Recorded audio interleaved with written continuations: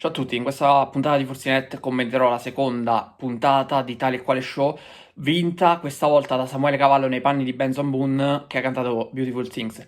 A mio avviso la scelta questa volta è perfetta perché Benson Boone l'ha riprodotto in maniera veramente fedele, non era affatto facile anche perché doveva muoversi, doveva ballare e anche altri concorrenti comunque hanno avuto degli artisti che sul palco si muovono, probabilmente anche di più di Benson Boone, però comunque devo dire che Samuele Cavallo è stato molto molto bravo. Se vi ricordate anche nel commento della prima puntata io avevo detto che lui cura molto i dettagli semplicemente guardando il modo in cui è entrato nella prima puntata, riproducendo perfettamente la camminata di Holly, e anche in questo caso devo dire che i dettagli di Benson Boone li ha riproposti in maniera molto molto fedele, quindi a me è piaciuta veramente tanto l'esibizione dopo un inizio in cui forse non mi aveva proprio convinto, poi piano piano nel corso dell'esibizione mi ha convinto sempre di più, infatti io ho pensato che potesse anche arrivare addirittura a vincere, quantomeno sul podio. Poi, come ho già detto anche nella scorsa puntata, la classifica viene determinata da diversi fattori, come anche i 5 punti che si danno tra di loro i concorrenti e poi ovviamente quelli dei social, che sicuramente sono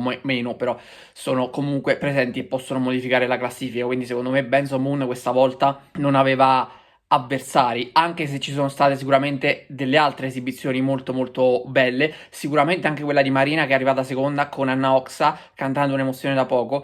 Anche in questo caso secondo me una grandissima esibizione, e bisogna dire che Marina la scorsa settimana è arrivata ultima al pari di Carmen Di Pietro, un qualcosa di veramente umiliante possiamo dire, visto che Carmen Di Pietro è lì semplicemente per cercare di far divertire il pubblico per quanto possibile con le sue esibizioni, anche se onestamente a me non è che faccia particolarmente divertire. Magari i commenti della giuria possono essere un po' più divertenti riguardo a quell'esibizione, ma l'esibizione in sé lascia un po' il tempo che trova, anche perché grida soltanto, quindi Marina si è riscattata alla grande, un secondo posto più che meritato. Questa volta la differenza, il gap di punti non è stato minimo come nella scorsa puntata, c'era stato soltanto di un punto. Questa volta invece i punti tra i due sono ben 9.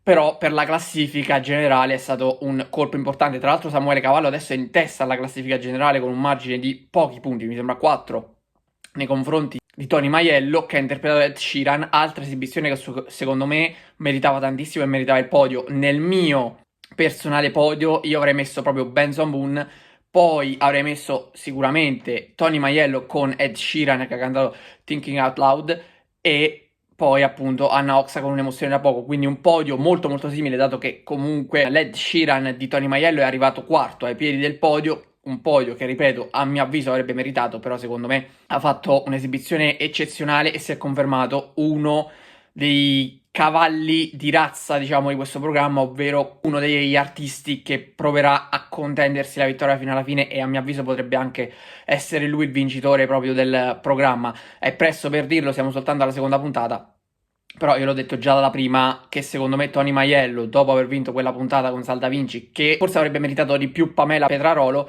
questa volta devo dire che avrebbe meritato lui. Però chiaramente le classifiche vanno un po' viste e valutate per quello che sono, con dei fattori esterni alla giuria che chiaramente li influenzano. Poi anche la giuria chiaramente può sbagliare dei giudizi. Nel podio vero e proprio, invece, sono arrivati Flavio Insinna e Gabriele Cirilli. Terzo posto per Modugno e San Giorgi. Allora, San Giorgi, la voce non ci assomigliava per niente. Sicuramente Cirilli canta meglio. Io continuo a fare il paragone con Paolo Antoni, con la scorsa coppia, diciamo, di comici, anche se Insinna non è propriamente un comico, è un conduttore comunque.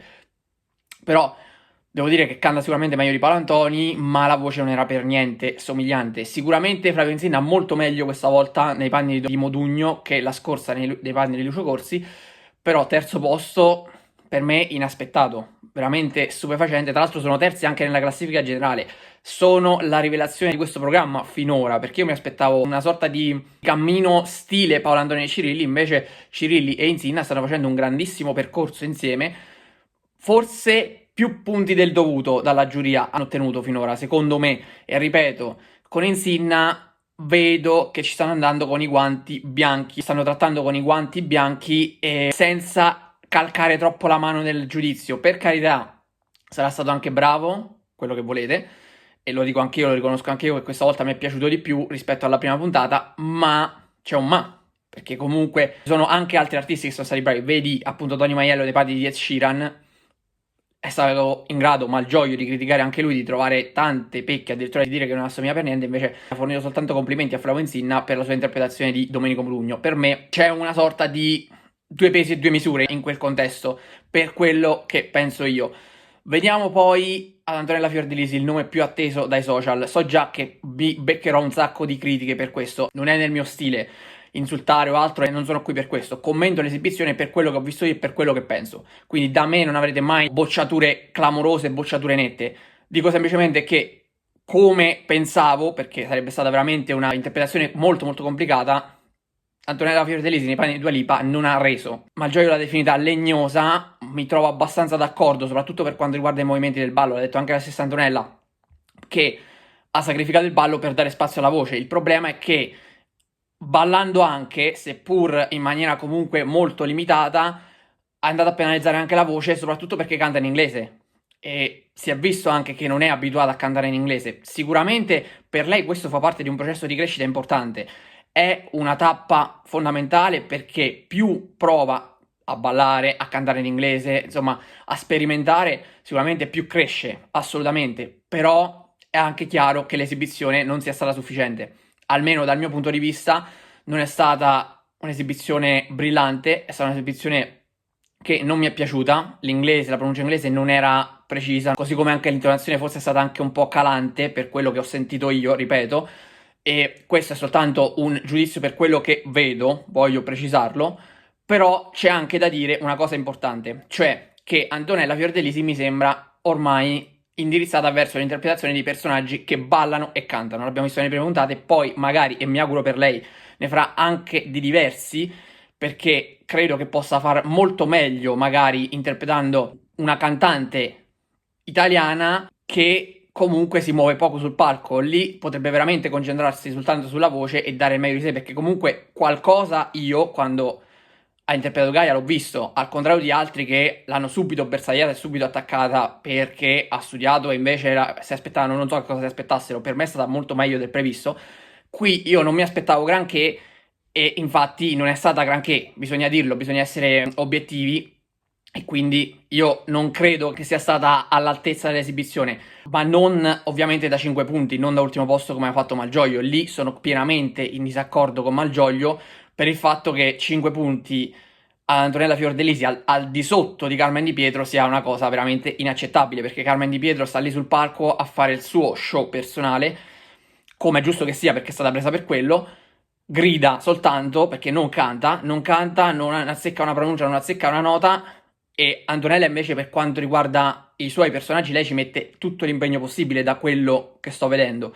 Poi il risultato può essere più o meno centrato e più o meno riuscito, però metterla ultima sotto Carmen Di Pietro non esiste, secondo me.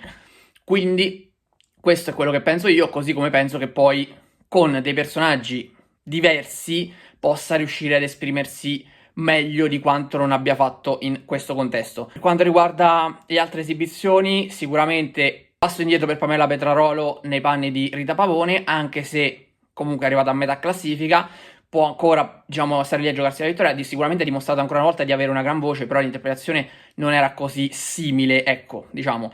Le Donatella nei panni invece di Baby K e di Giusy Ferreri, meglio della scorsa volta, ma niente di eccezionale, perché Baby K comunque la voce non ci assomigliava, secondo me, la voce di Silvia. Quella di Giusy Ferreri un po' più simile, ma non così convincente. Abbiamo invece Peppe Quintale nei panni di Achille Lauro, come pensavo, purtroppo è stato un mezzo flop. Allora, per quanto riguarda il modo di cantare è stato molto simile, devo dire. Per quanto riguarda invece la voce non ci assomigliava per niente. Gianni Ippoliti con Fred Bongusto, se continua a fare questi personaggi così, l'ha detto anche Alessia Marcuzzi, non andrà molto lontano per quanto riguarda appunto questi personaggi, perché sì, sono personaggi magari più adatti alla sua epoca, più adatti a lui, ma non convincono pienamente. E Carmen Di Pietro, vabbè, l'abbiamo già detto, è ultima, quindi c'è poco da dire. Per quanto riguarda invece le interpretazioni, nella prossima puntata avremo Samuele Cavallo che dovrà fare Marco Mengoni, e qui sarà un altro banco di prova molto importante per lui, che secondo me può puntare quantomeno alla vittoria non solo di puntata, ma anche in generale. Carmen Di Pietro sarà Ornella Vanoni, un altro scempio, immagino. Le Donatella saranno Yabba. Già hanno fatto fatica con cantanti che appunto cantano in italiano, figuriamoci con quelle in inglese, perché comunque non è che siano state così brillanti anche a livello tecnico. Antonella Fiordilisi imiterà Elodie, questa volta quantomeno torna a cantare in italiano e mi aspetto qualcosa in più, anche se ballerà ovviamente anche interpretando Elodie, ancora una volta insomma, si segue quella linea lì. Poi Flavio Insinna e Gabriele Cirilli, questa volta sono molto molto curioso, forse ancora di più rispetto alla scorsa settimana che mi aspettavo un duetto interessante e così è stato. Faranno Tommy Cash e Fiorella Mannoia, quindi qualcosa di mistico veramente. Gianni Ippoliti fa da Renato Zero, quindi diciamo torna un po' più in tempi recenti. Tony Maiello sarà Mango, molto curioso di vedere questa esibizione. Marina sarà Shakira, Marina anche torna a ballare. E Marina, vedi, quando è stata più ferma che non ha fatto Lady Gaga, facendo Anna Oxa che era ferma, ha dato il meglio di sé. Io quindi credo che qui possa perdere qualcosina perché Shakira purtroppo per lei balla.